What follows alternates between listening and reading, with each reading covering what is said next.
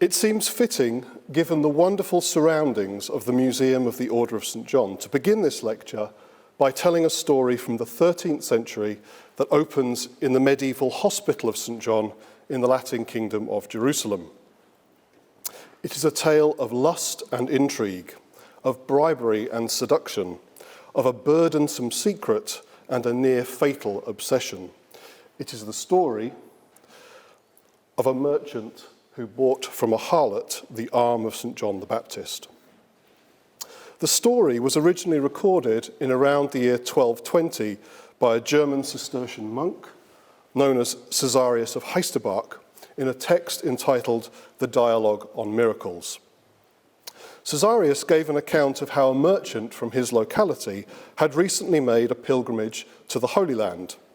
While he was in the East, the merchant visited the Hospital of St. John in the city of Acre, where he saw something with which he became completely captivated: the arm relic of St. John the Baptist. The merchant was determined that he should take possession of this sacred object for himself.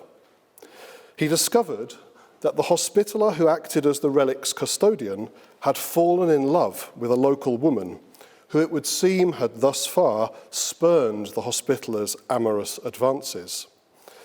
The merchant therefore approached the woman with a proposal for an interesting series of transactions. If she was to consent to becoming the hospitaler's lover, the hospitaller would agree to present her with the arm of St. John as a gift.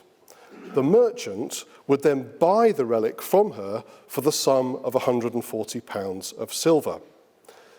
Needless to say, our monastic author, Caesarius of Heisterbach, did not approve of any of this, and here's what he had to say about it. "Do you see how great a mockery," he wrote. "Just as long ago the head of St. John was given by Herod to a promiscuous girl as a reward for her dancing, and by her given to her adulterous mother, so even in these days the arm of the same saint was given to a vile woman by the hospitaller as the reward for fornication, and by her was sold to the merchant." Now note here that it's the woman who's identified as the villain of the piece rather than the merchant or the hospitaller. But the story doesn't end there. Caesarius went on to describe how the merchant returned to the West with the arm of St. John, which he hid for safekeeping in the framework of a new house that he had built in his home city of Groningen.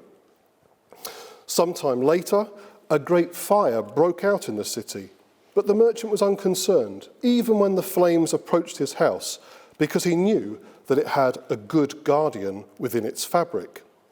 However, his neighbours were curious about how the house had survived the fire, and they started to ask questions that the merchant found difficult to answer.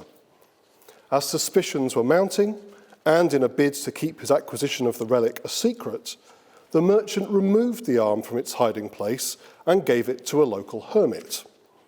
But the anxiety of this conspiracy was too much for the hermit, so she gave the relic to another individual who in turn handed it on to the people of the city. This drove the merchant to distraction, and, as Caesarius put it, he begged with tears to have his property restored to him. When questioned further about where the arm had come from, the merchant pleaded ignorance, knowing that he would never get the relic back if its provenance was revealed. In his grief at the loss of the relic, the merchant eventually abandoned the city, was reduced to vagrancy, and finally became so ill that he was afraid he might die. It was only at this moment that he revealed to a confessor what the relic was and how he had obtained it. The response to the revelation about the relic's origins was dramatic, and here is Caesarius of Heisterbach again. When the citizens learned this, they made a silver gilt receptacle in the shape of an arm and adorned it with precious stones, and therein they placed the relics. Now, we don't have the reliquary surviving, but given the date and the location from which this example was taken, I imagine it would have looked something similar to this. The reliquary itself was subsequently showcased in a newly constructed shrine in the Church of St. Martin in Groningen. And Caesarius concluded his story by noting that since its identity had been revealed, the relic had brought about many signs and cures in that city, and that Groningen had therefore become an important centre of pilgrimage. In fact, Caesarius wrote that he had even been to the city himself to see the arm, noting that it was still clothed with flesh and skin. Caesarius of Heisterbach's story about the arm of St. John the Baptist provides a valuable insight into one of the most distinctive features of medieval Latin Christianity, the cult of relics. The cult of relics centred around the veneration of objects that were believed to contain sacred power, or virtus, through which miracles and wonders might be performed. Now, the historian Ronald Finucane famously characterised this virtus as holy radioactivity. That is to say that this sacred power emanated from these objects, affecting all those that touched them and everything with which they came into contact. In Caesarius' story, it is the virtus of the arm relic of St. John that prevents the merchant's house from burning to the ground, and it is this same virtus that brings about the miracles of healing following the relic's identification. Relics themselves could take a variety of forms. Among the most important and valuable relics were the physical remains of saints and other holy men and women, such as their bones, teeth, hair, and blood, objects like the arm of St. John the Baptist. Also included in this first class of relic were objects that had come into contact with Christ or the Virgin Mary. Some of the most celebrated relics were those associated with the Passion, such as the True Cross, the Holy Lance, and the Crown of Thorns. And this is a wonderful example of a reliquary relating to the Crown of Thorns. It's an individual thorn from the Crown of Thorns, which is mounted centrally in this sort of, beneath this dome crystal window. Here's a close-up shot of it. The relic itself is this sort of spine here, and it's surrounded by replicas of instruments of the Passion. So we see here a replica of the Holy Lance, we have a replica of the Crown of Thorns at the top, and here we have one of these angels holding the nails with which Christ was affixed to the cross. A second group of relics consisted of things that had been made sacred through coming into contact with a saint while he or she was alive. This could include clothes, shoes, and other personal belongings. And the next slide is of a photo I took earlier this month in the Oxford Oratory. It's a relic, and just in the centre there, of St. Bernard of Clairvaux. I think it's a piece of his white Cistercian monastic habit. Related to these were objects known as contact relics, consisting of more mundane things that had come into contact with a source of virtus and had thus become, in Finucane's terminology, radioactive. These could include pieces of cloth or liquids that had touched or otherwise been exposed to sacred matter of one form or another. In describing the creation of a reliquary for the arm of St. John, Caesarius of Heisterbach testified to some of the ways in which medieval Christians sought to honour and glorify these sacred treasures by manufacturing elaborate material surroundings for them. Caesarius' story about the merchant of Groningen's obsession with the relic also provides a clear illustration of the fact that relics could become objects of intense desire for medieval Latin Christians, and accounts of the theft of relics are commonplace in medieval hagiographical texts. And with this profound enthusiasm for the acquisition of sacred matter in mind, there's a final detail in Caesarius' account that exemplifies another important aspect of medieval relic theory and practice. Pars pro toto, the part represents the whole. For as the cult of the arm of St. John of Groningen became increasingly popular, Caesarius tells us that a priest from the Church of St. Martin removed the relic from its reliquary housing and cut off a small piece of flesh from the arm for himself. This kind of fragmentation of the sacred was not deemed to be as problematic as one might anticipate, because it was believed that while the object itself was divisible, the virtus within the relic remained stable, irrespective of how many times it was divided. The idea of pars pro toto was central to the development of the cult of relics, because theoretically it enabled an almost infinite subdivision of this sacred matter. Relics could therefore be fragmented, distributed, or given as gifts, and collections of relics from many diverse sources could be amassed. And this is just a slide of the inside of a portable altar from the late 12th century, showing just dozens of small fragments of relic from many different sources. Finally, as is clear from what Caesarius tells us about the Church of St. Martin in Groningen, the shrine churches within which relics were kept could become busy centres of pilgrimage activity. Devotees would travel from near and far to offer thanksgiving or to seek the intercession of particular saints, to acquire the spiritual privileges and indulgences associated with such arduous undertakings, and of course, to see and to touch the sacred objects that were at the heart of cult activity. Among the most celebrated pilgrimage destinations were Canterbury for St. Thomas Becket, Rome for St. Peter and St. Paul, and Santiago de Compostela in northern Spain for St. James the Great. But none of these sites could rival what was the most important pilgrimage objective for medieval Christians, Jerusalem, and specifically the Church of the Holy Sepulchre. To get a sense of what Jerusalem and the Holy Sepulchre might have meant to medieval Christians in the period with which we are most directly concerned, we can look to three texts that were probably composed independently of one another by a trio of Benedictine monks in the first decade of the 12th century. Our first author, Robert the Monk, wrote that Jerusalem is the navel of the earth. It is a land more fruitful than any other, almost another earthly paradise. Our Redeemer dignified it with his arrival, adorned it with his words, consecrated it through his passion, redeemed it by his death, and glorified it with his burial.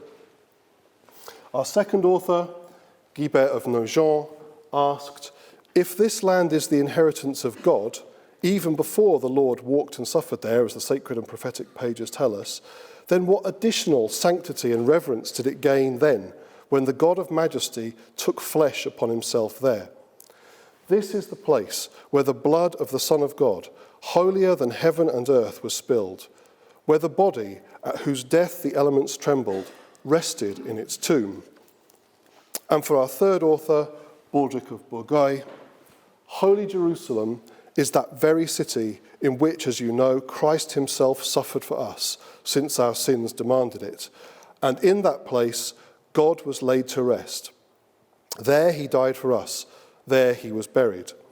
How precious is that place of the Lord's burial. How desirable a place beyond compare. The pilgrimage sites of the Holy Land were therefore commemorated and venerated by these writers and so many of their contemporaries as the places that had witnessed the events of Christ's birth, life and ministry, his passion, death and resurrection. The location that was at the centre of this devotional activity was the Church of the Holy Sepulchre, the shrine church in the city of Jerusalem that had been constructed over the tomb where Christ's body had been buried and from which he was supposed to have risen from the dead.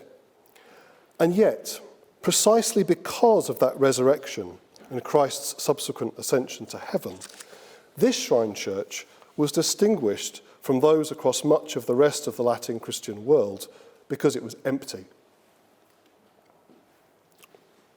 The cult of the Holy Sepulchre was therefore a cult of absence in a religious culture that was increasingly focused on the acquisition and veneration of sacred material presence. So how did Latin Christians of the Central Middle Ages express their devotion to an empty tomb? The material culture of the 12th and 13th centuries provides a useful starting point for our investigation. Here, it is evident that one approach to negotiating the tensions surrounding Christ's absent body was simply to visualize it as present. This is a 12th century ampulla, a small flask-like container for contact relics from the Holy Land that could be kept as a souvenir of pilgrimage, and it's now in the British Museum. The image depicted on the ampulla shows the three towers of the Church of the Holy Sepulchre as they would have appeared to contemporaries in the 12th century. And beneath the central dome, the body of Christ is shown wrapped in a burial shroud. So we have here an anachronistic image that elides the 1st century burial of Christ in the sepulchre with the 12th century reality of the church that Latin Christians would have been familiar with. A similar iconography is to be found on the seals of the Grand Masters of the Order of the Hospital of St. John, and these examples all come from this museum. Although there is some debate as to precisely what, or rather who and where, these seals were supposed to depict, the similarity between these images and the ones found on contemporaneous pilgrim ampullae is striking. In fact, it is plausible that the ambiguity in the imagery here was intentional. These images could either be interpreted as depictions of a patient within the Hospital of St. John, and or they could show Christ's dead body within the Holy Sepulchre, thus delineating a connection between the central goal of Jerusalem pilgrims and the charitable activities of the Hospitallers who provided for their welfare. When it came to addressing the issue of the absence within the Holy Sepulchre then, these images seem to announce that whilst Christ's body was not there, he was still there. Although the sepulchre was unlike most other major pilgrimage destinations insofar as it was devoid of any bodily remains, it had been sacralized nevertheless through the presence of the body that had once rested there. The images provided visual cues for the idea that through the presence of Christ's body, the sepulchre itself had been charged with virtus. Here, therefore, there was spiritual presence in spite of material absence. Textual evidence from the early 12th century also suggests that medieval Latins were aware of the sacred power that the Holy Sepulchre was believed to contain and emit. A text called the Gesta Francorum et Aliorum Hierosolymitanorum, the Deeds of the Franks and the Other Jerusalemites, was probably completed in around the year 1100 and presents a narrative account of the First Crusade, about which I shall say more in due course. The Gesta offers a number of important entry points into the spirituality associated with crusading, including with reference to the virtus of the Holy Sepulchre. For example, in describing a skirmish fought outside the walls of Antioch in March 1098, the anonymous author described how the Crusaders' enemies had been defeated by the power of God and the Holy Sepulchre, and the word virtus is used here. Similarly, in a subsequent reflection on the outcome of the Battle of Antioch in June 1098, the Gesta's author wrote that victory had been achieved by the help of God and the Holy Sepulchre. Now, at first glance, these phrases might not seem especially noteworthy and could perhaps be disregarded as stylistic flourishes. But I'm inclined to think that the choices of words here are significant, and that the Gesta's author was indicating his understanding of the virtus of the Holy Sepulchre. It is as if the empty tomb itself was believed to be emitting holy radiation that enabled divine intervention in the course of the crusade. In this respect, it's significant that the text's most recent editor has argued that the Gesta was probably completed in Jerusalem and possibly within the scriptorium of the Church of the Holy Sepulchre itself. This would certainly explain the addition of the 3 appendices that are included in the earliest surviving version of the text, which dates from the early 12th century. So the first of these appendices is an itinerary of the holy places. The second is a Mass in honour of the Holy Sepulchre. But the most intriguing for our concerns is the third of these appendices. And this captures, I think, another attempt by medieval Latins to address the absence of Christ's body from the Holy Sepulchre by giving it a kind of imagined material presence. So, the third appendix consists of a pair of line drawings. The first of these is 129 millimetres in length, and the translation of the caption here is, "This line, taken from the sepulchre of the Lord in Jerusalem and multiplied 15 times, marks out the height of Christ. On the day on which you see it, you will not suffer sudden death." The second line, which is 98 millimetres in length, has a similar caption. This second line, multiplied 9 times, marks out the breadth of Christ, and it gives the same protection against sudden death on the day on which it has once been seen. So on this basis, Christ was supposed to have been about 1.94 metres tall, about 6'4", so about my height, and about 88 centimetres wide, which is slightly wider than me. I think it's probably about that wide. A similar pair of line drawings can be found in a 14th century English manuscript copy of the Gesta Francorum, which is now in Gonville and Caius College Library in Cambridge. And here's the detail. Here, the narrative of the First Crusade again concludes with an itinerary of the holy places, the Mass in honour of the Sepulchre, and a pair of line drawings. Here, the first line, multiplied 15 times, indicates the length of the sepulchre of the Lord, while the second line, multiplied 9 times, indicates the length of the same sepulchre. And it's likely that the lines were copied from that last manuscript into the huge miscellany from Glastonbury Abbey that's now in Cambridge University Library. It's a huge manuscript, about this big. And there are near identical lines and captions in this manuscript. Now, it's striking how the descriptions of the meanings of these lines changed over time. So in this earliest surviving manuscript, the lines are said to mark out the height and width of Christ's actual body, measurements that have been calculated on the basis of the dimensions of the Holy Sepulchre. In the later copies, the distinction between Christ and the tomb has been collapsed, simply to provide the measurements of the sepulchre itself, rather than the body that lay within it.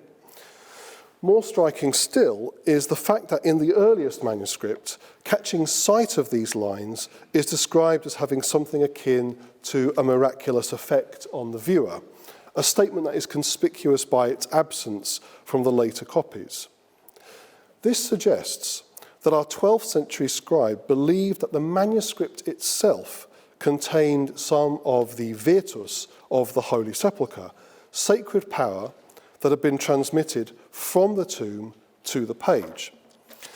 If the origins of the Gesta's transmission are to be located in Jerusalem, it's possible that these early manuscripts of the text might themselves have been regarded as sacred objects, a kind of textual contact relic that had been created through their association with the Holy Sepulchre. And just to provide a bit of context here, in a really important recent book on late medieval devotional ideas, Caroline Walker Bynum has argued that later medieval attempts to record Christ's bodily measurements have power. An accurate measure of those bodily measurements gives the image power. And one of the examples she gives is this woodcut from 1490. And this sort of inscription here gives the kind of instructions of what you're supposed to do with relation to this image of the cross in the middle. It says that if you multiply the central image of the cross by a factor of 40, it will make the length of Christ in his humanity, and that, quote, "whoever kisses it with devotion shall be protected from sudden death or misfortune." So Bynum suggests that to measure is to absorb something of the power of the measured self by contact with it. And she goes on to write, cords or lines that measured Christ's length brought devotees into the presence of his departed body and were thought to carry the power of the original object with them. This would appear to be precisely what we are witnessing in this early version of the Gesta Francorum. This manuscript not only brought its readers into the presence of Christ's absent body through the act of measurement and reproduction, but it also captured the transfer of virtus from his body to the manuscript through the medium of the Holy Sepulchre. Although the Holy Sepulchre was an empty tomb, there is therefore a variety of evidence from the 12th and 13th centuries to indicate that it was understood to be a significant repository of sacred power. Indeed, it's perhaps best to think of the whole church as constituting one big contact relic that was radiating with virtus. With this in mind, and remembering both the obvious contemporary enthusiasm for the acquisition of sacred matter and the related principle of pars pro toto, the part represents the whole, it's not surprising that pilgrims to the sepulchre and other medieval Latins sought to obtain sacred souvenirs of this empty tomb. Among the objects they sought to take possession of were pieces of rock from the sepulchre itself. A late 11th century inventory of the relics that were held in the chapel of St. Lawrence in the Lateran Palace in Rome includes references to the rock on which the Lord was buried, the rock upon which the angel sat at the sepulchre, and simply a relic from the Lord's sepulchre. Similarly, this late 12th century French reliquary cross brought together a number of relics from the Holy Land, including a piece of the true cross. And, as is evident from the inscription engraved on the right-hand side of the shaft of the reliquary, it's a relic that had come de sepulchro Domini, from the sepulchre of the Lord. One of the most striking accounts of the lengths Jerusalem pilgrims may have gone to in acquiring these relics relates to Count Fulk III Neraud of Anjou, who made at least 3 pilgrimages to Jerusalem prior to his death in 1040. In a text known as the Chronicle of the Deeds of the Counts of Anjou, which is likely to date from the early 12th century, Fulk's pilgrimage of 1035 is described in extensive detail. The chronicle refers to the hardships Fulk endured on the journey to the Holy Land, the obstacles he had to overcome, and eventually the joy he experienced at being able to venerate at the Holy Sepulchre.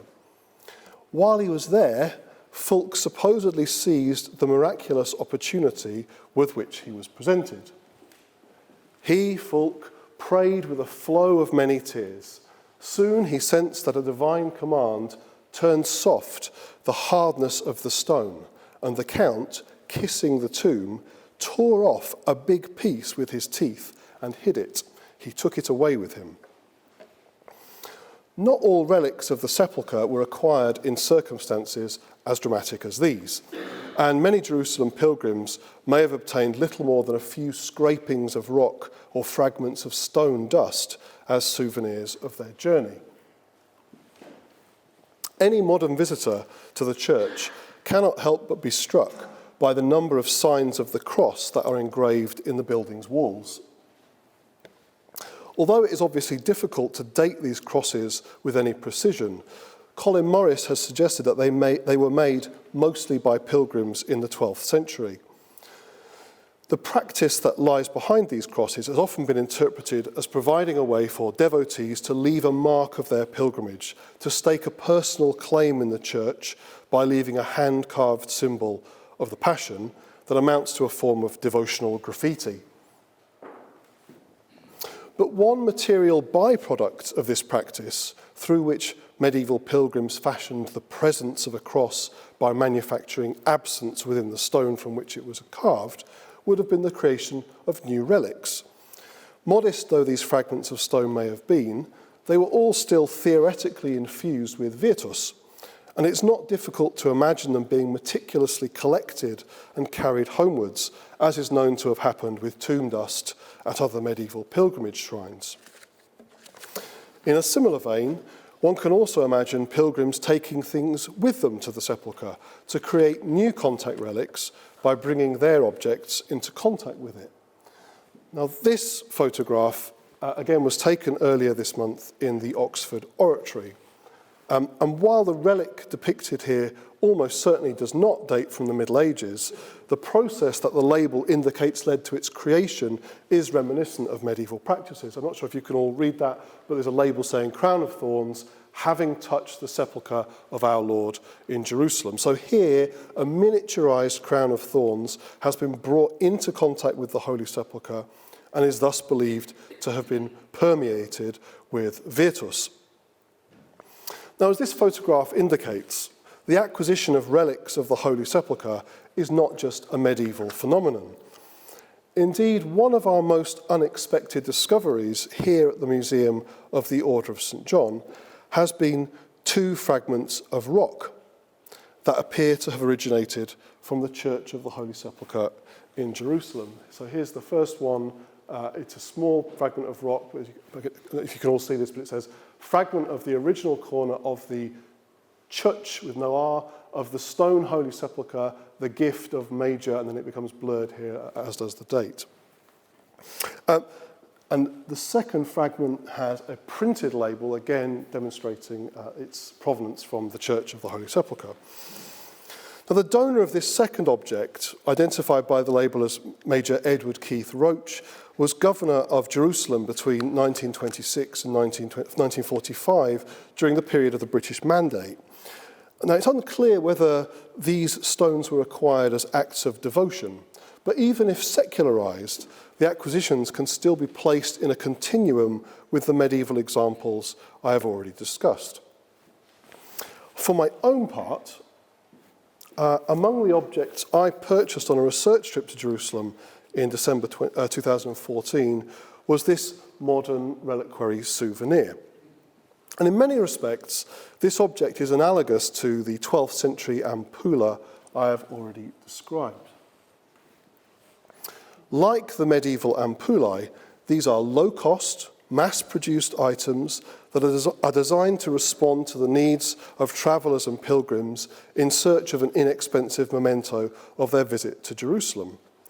Also, like their medieval counterparts, these objects purport to contain a variety of forms of contact relic, in this case including holy water from the River Jordan, holy oil from Bethlehem, and holy soil from Jerusalem. And again, I'm not sure if you can read this, but at the bottom here it says, certificate of authenticity. This is to certify that this sacred object contains pure water from the Jordan River, genuine earth from Jerusalem, virgin olive oil from Bethlehem, frankincense, and olive wood cross from the Holy Land. Now, in both medieval and modern examples, the origins and significance of their contents is announced through their material surroundings, which delineate a direct connection with the Church of the Holy Sepulchre. This continuum of medieval and modern pilgrimage, relicking, and souveniring should also include, of course, the models of the Holy Sepulchre that were produced in the Holy Land in the 17th century, and with which we began our event this evening. Now, I don't intend to say much about these models here and now, not least because Rosie Weech has written an excellent essay about them on our project website, which I would strongly encourage you to visit and read. Now, the URL for the specific page is at the bottom there. You also have the URL on your bookmarks and pencils, so please keep those safe and you can go home and read Rosie's really interesting essay.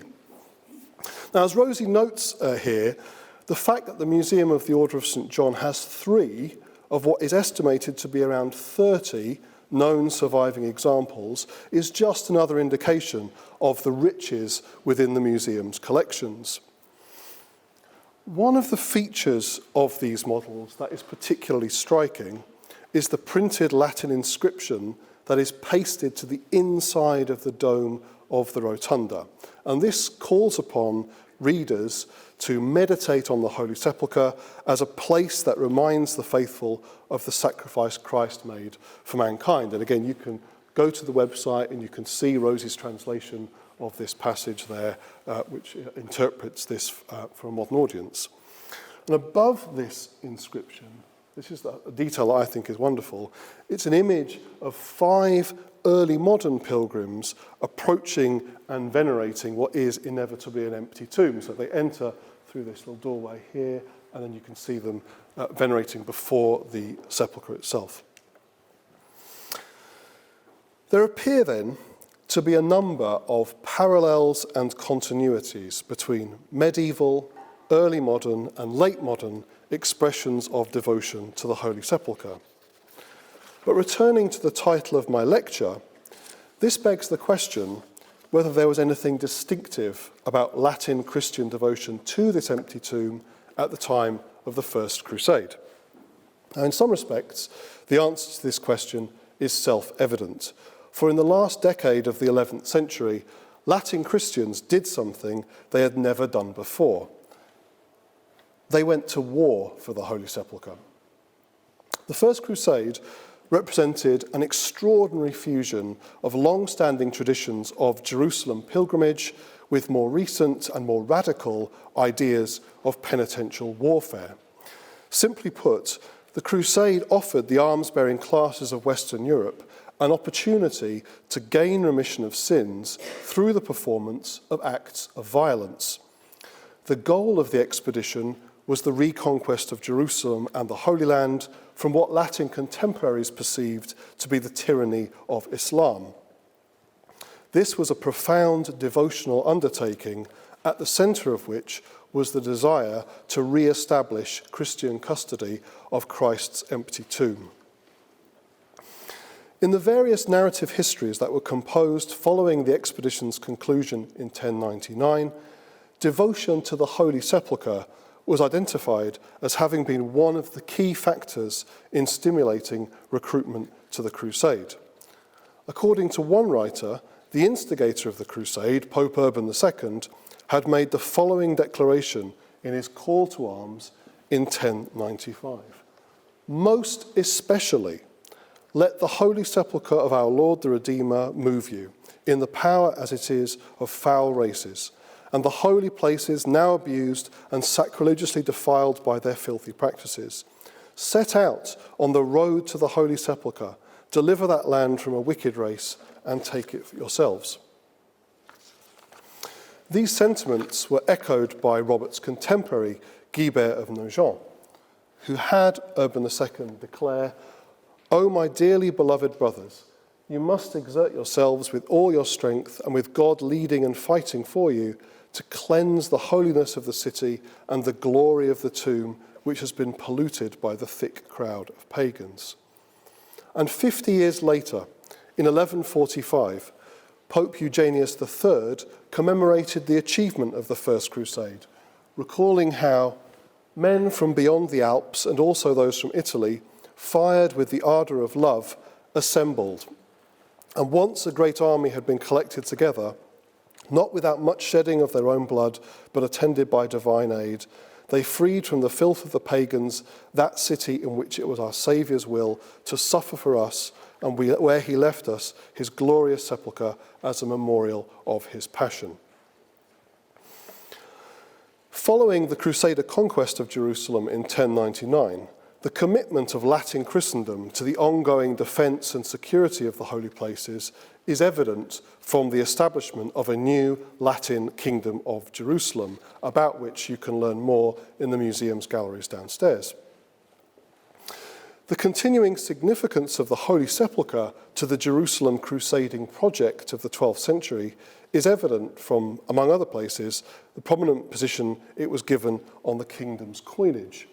So here, a coin of King Amalric from the 1160s, early 1170s, we see the conical dome of the Holy Sepulchre.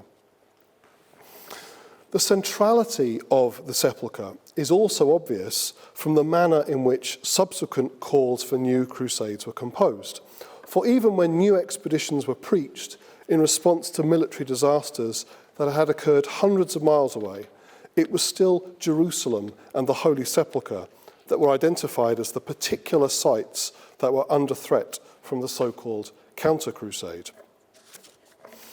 I began this lecture by quoting a story told by one Cistercian monk, Caesarius of Heisterbach. And I'd like to close by quoting the words of another, Nicholas of Clairvaux, one of the secretaries of Abbot Bernard, who in April 1146 was assisting with efforts to secure recruitment for what we now know as the Second Crusade. And this is what he wrote. "The earth is troubled and shaken, because the King of heaven has lost his land, the land where his feet have stood. The enemies of his cross are working to destroy the places of our redemption, and they are straining to profane the places sanctified by the blood of Christ. The most important of these places for the Christian religion is the Sepulchre, in which the Lord of all was buried, and where his funeral shroud was bound together. All of these things they are striving to pull down." For Nicholas, as for so many of his contemporaries, the Crusade presented an opportunity for Latin Christians not only to express their devotion by fighting for Christ, but also by waging war for his empty tomb, the Holy Sepulchre. In this respect, study of the crusading period of the Central Middle Ages provides us with insights into some of the continuities and parallels between medieval and modern devotion to sacred objects and spaces, but it also underscores something of the otherness of medieval Christianity as well. Thank you very much.